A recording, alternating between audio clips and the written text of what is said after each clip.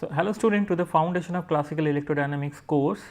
Under module 2 today we have lecture number 38 and today we will going to start the topic related to conductor. We have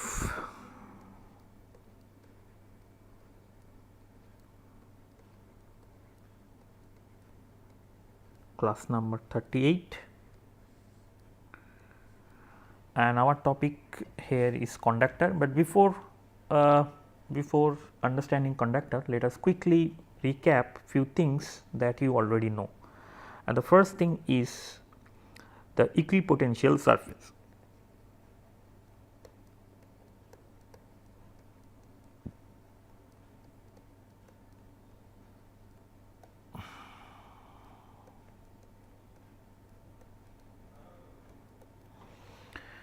So, the equipotential surface is a surface.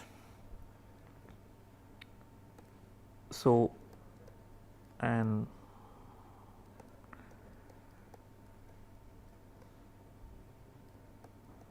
equipotential surface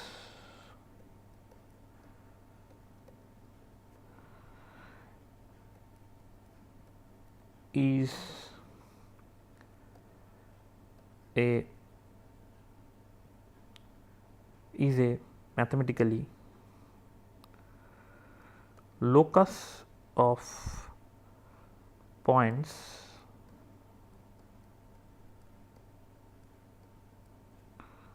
having the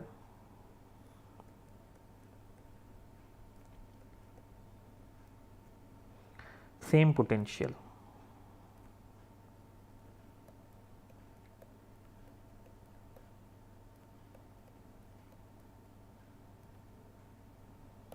So, that means in the space I just start calculating the points which are having the same potential. I have a space and at different point we are having the potential. Suppose this is my space and at different point we are having the potential and I am tracking it, that which potential is same for the same potential if I tracking, and I find a plane like that, and if I find a plane over this plane, eventually all the points should have the same potential. So, if I simplify this, that this is a surface and over this surface I can have 2 point A and B, this is A and B. The potential of A and B is same. So, that means if I write the potential here at phi A and the potential for this point is phi B.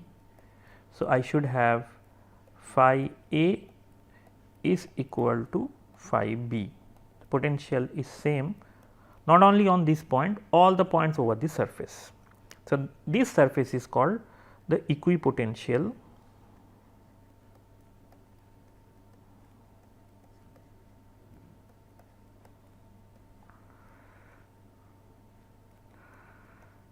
surface.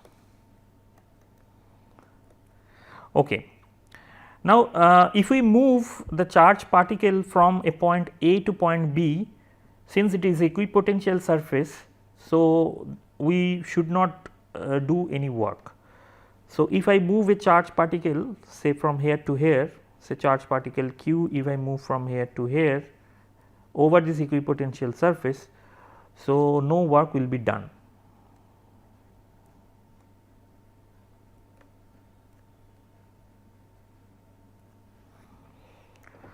Now, E, the electric field, it should be, so E, the electric field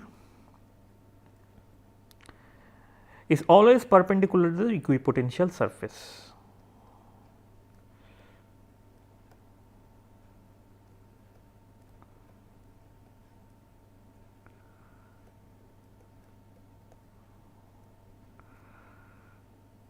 Let us write in a shorthand note equipotential surface at ES, equipotential surface.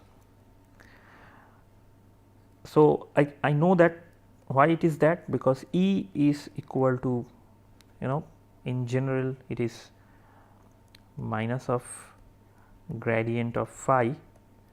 So, so and for the point charge, for the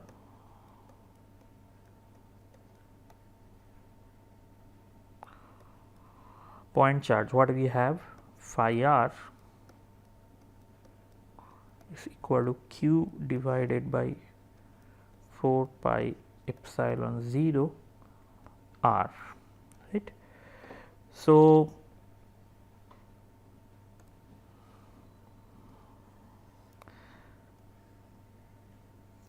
this is my point charge and the electric field is moving like this. This is the electric field, the way, because we know the field lines for a point charge and it is along the direction of r unit vector. So, this is the direction along which we have the electric field.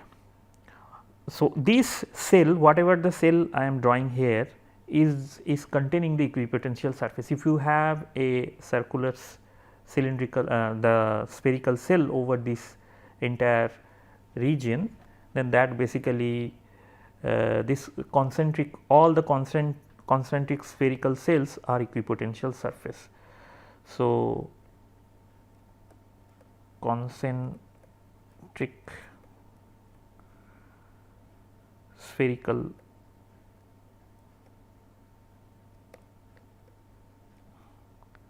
cell are our equipotential surface for a point charge. Now, let us go back to whatever we are doing. Suppose I, on this electric field, which is a function of r, I move from point r1 to r2, and if I want to find out what is the work done, so that is the formula, and it is minus r1 to r2, then this quantity, because E is the gradient of the gradient of phi dot dr, I can write it, and this is equivalent to minus of r1 r2 d of phi, and it is phi r1 minus phi r2. Now, if phi 1 and so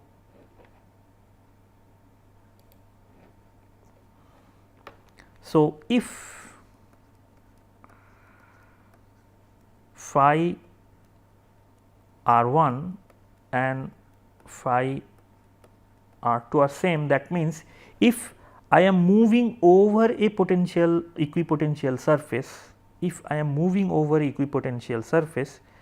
then this quantity is simply 0 under the condition that I am having a equipotential surface. The potential at point r1 and potential at point r2 is same. That is, suppose this is my point r1, vector r1, and this is the point r2. So, if I join a line here, so this line is over equipotential and I am doing my work over this line. So, whatever I calculate is E dot dr r1 to r2 is basically I am doing the work going from here to here, and that this quantity is 0. This quantity is 0 means E is along this direction. So, E has to be perpendicular and r is in this direction. So, E and R should be perpendicular to each other, where R is over this surface. So, that tells me that E is perpendicular to the surface.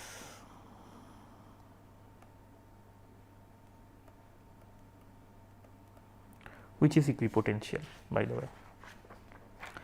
So, I mean, also you can understand in this way, the way I draw. Let me elaborate that. Suppose I am having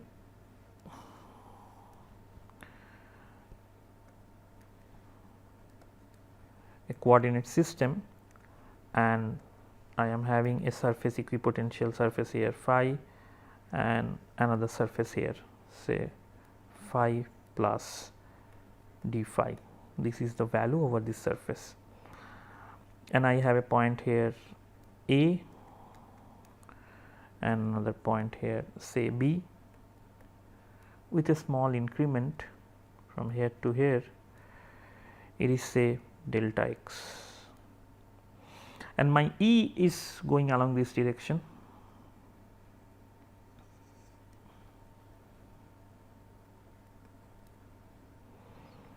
And having an angle theta, right.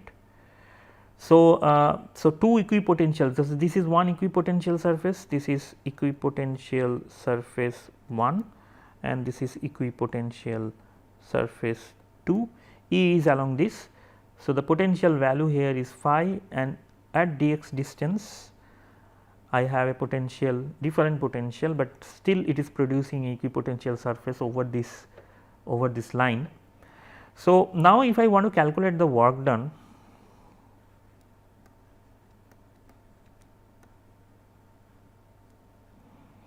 from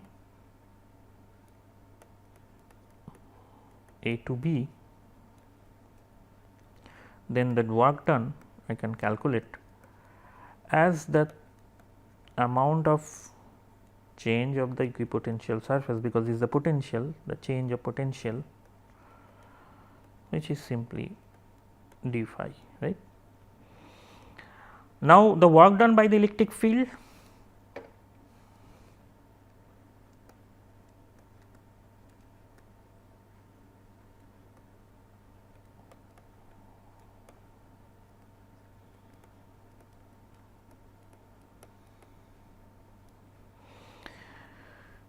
this is minus of E dot dr, and that is dw, and that is d phi. So, this quantity is simply minus of E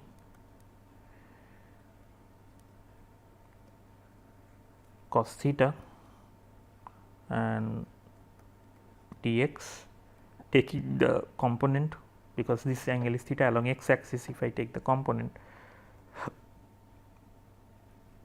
and this is d phi. So, simply this is my Ex component. So, Ex is simply minus of, and in general that is the reason in general I can write as E as a gradient of the potential phi. Okay. So, I can also calculate this very important equation with the concept of equipotential surface and this work done thing. Next, let us now come to our original topic. The topic we wanted to discuss today is conductor.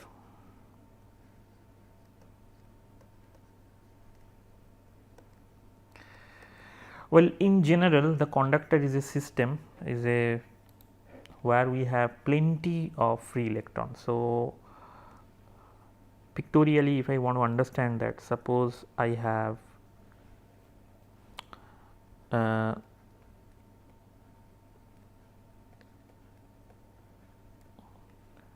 a material where the positive and negative charge in the atom are distributed, but over that we can have a free moving plenty of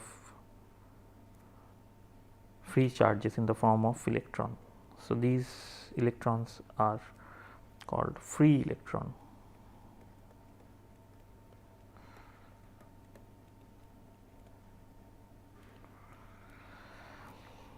So, plenty of free electron we have in the conductor.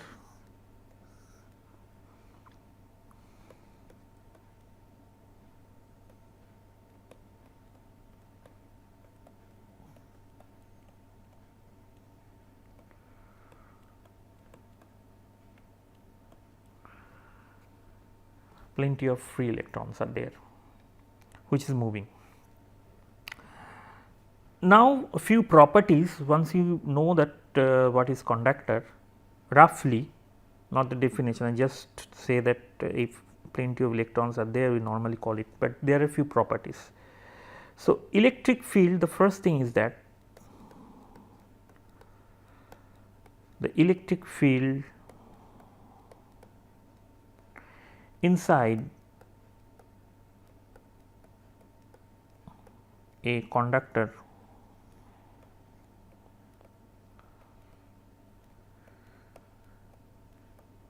is 0.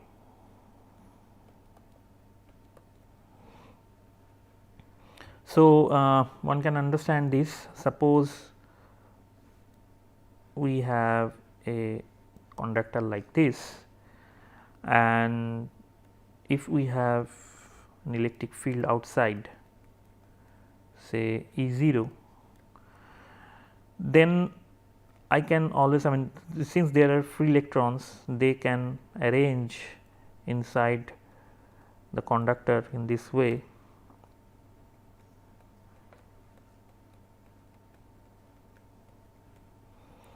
And that can produce an reverse electric field E I. So, E 0 is external field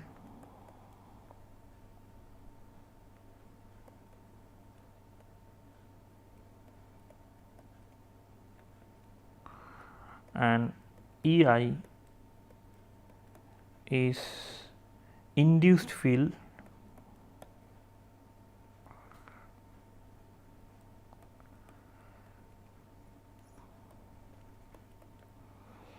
inside the conductor.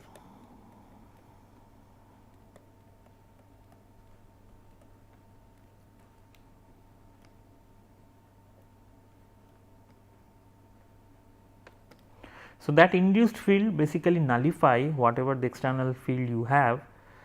So, that is why always inside the conductor you have the field 0. The charge densities also vanish everywhere. So, here we can also say that the charge density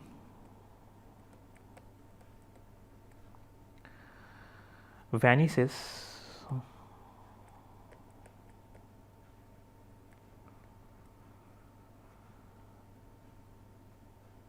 everywhere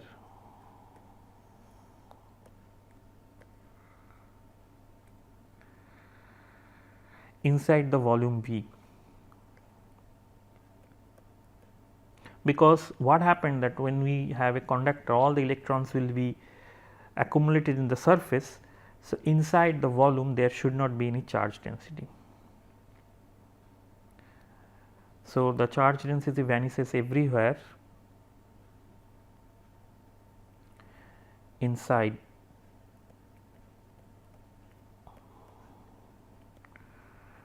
the volume V.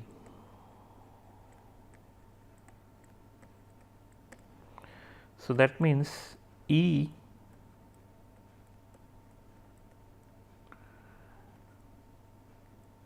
is 0 and rho is also 0 when R is inside the volume.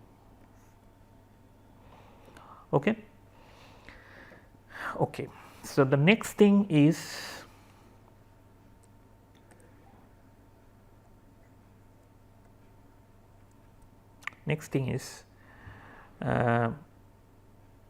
the charge, as I mentioned, the charge giving to a conductor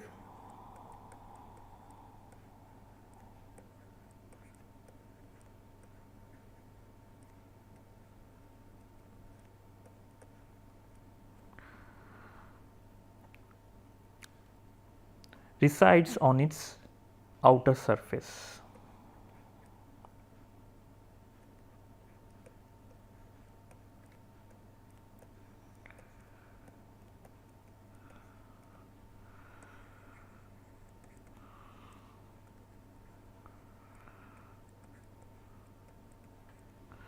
So, whenever you put some kind of charge, suppose this is a conducting sphere and from outside you put some kind of charge here.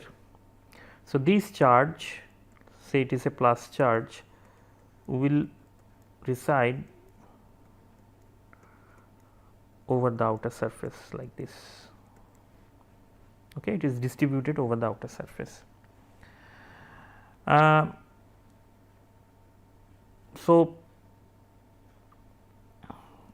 So you can see that the field inside and outside is 0. So,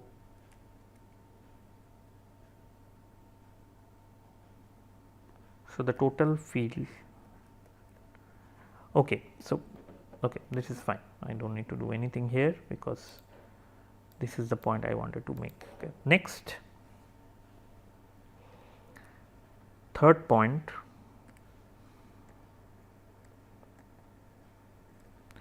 conductor forms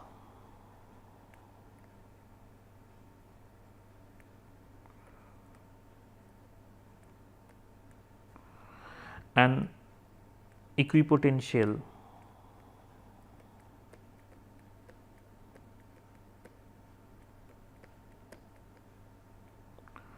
region. Whenever we have a conductor, the surface of the conductor is essentially equipotential surface. That is why I started with equipotential, a brief outline of equipotential surface to make you understand this point. So, if I have over the conductor 2 point, so the phi A and phi B should be same. So, phi B minus phi A, that quantity I can write as E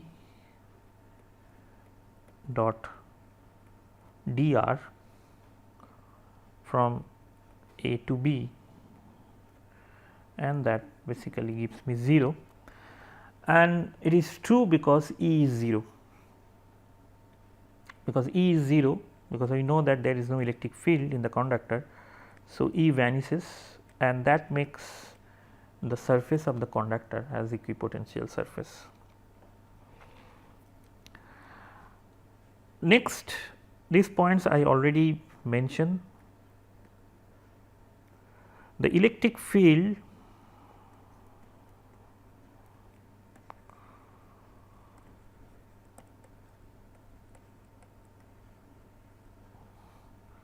is perpendicular to just outside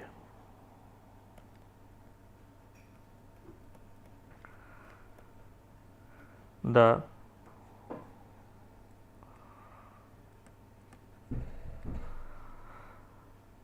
conductor surface.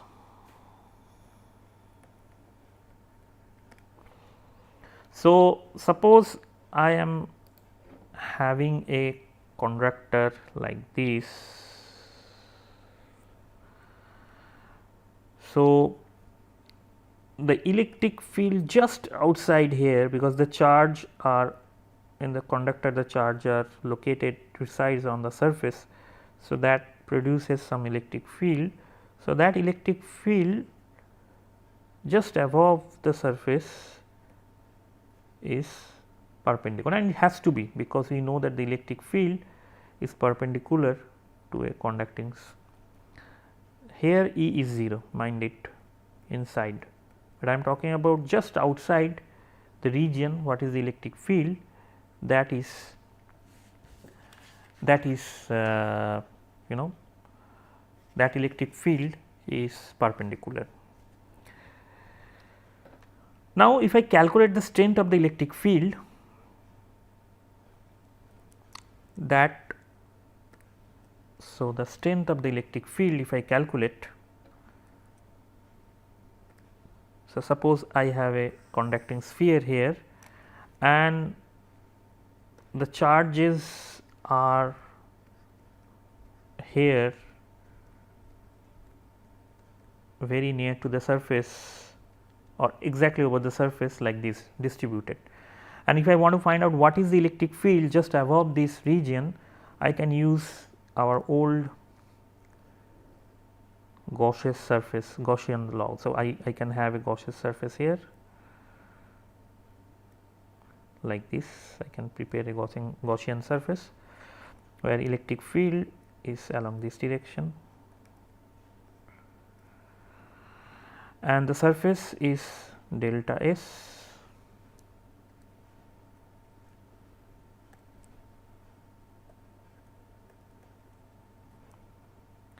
Is delta S in unit vector. Here inside the conductor E is 0. So, what we have,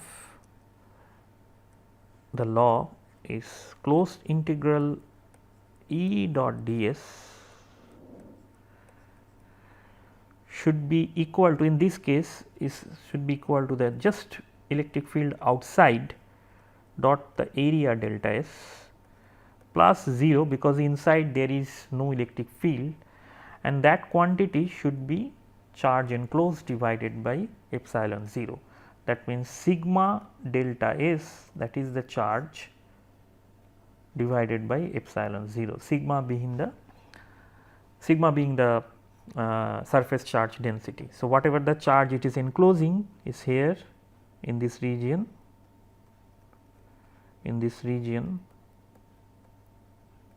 is sigma multiplied by S divided by epsilon 0.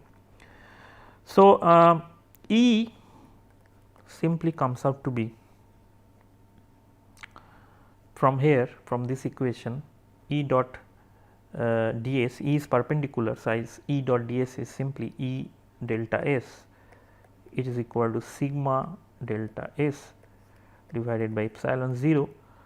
Delta S, both the side will cancel out, and eventually we have E is equal to sigma epsilon 0 magnitude wise.